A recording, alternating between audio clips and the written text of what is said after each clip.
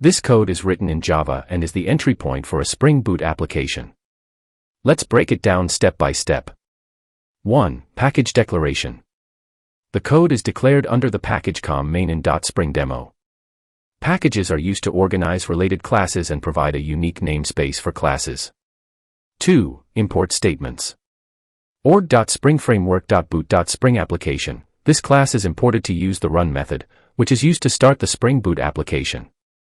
org.springframework.autoconfigure.springboot application. This annotation is imported to indicate that this is a Spring Boot application and to enable autoconfiguration.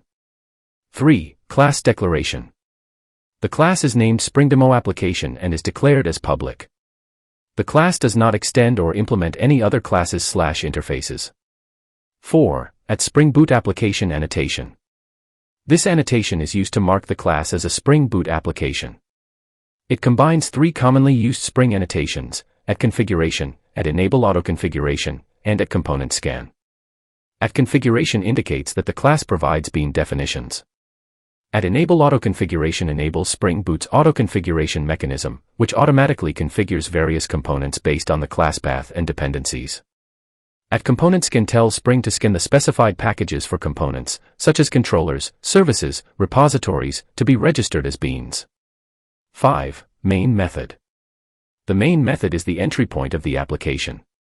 It is declared as public and static, which means it can be accessed without creating an instance of the class.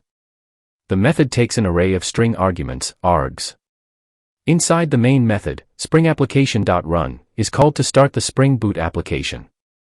It takes two arguments, the class containing the main method, SpringDemoApplication.class, and the command line arguments, args. The run method starts the application and performs various initialization and configuration tasks based on the annotations and dependencies present in the class path.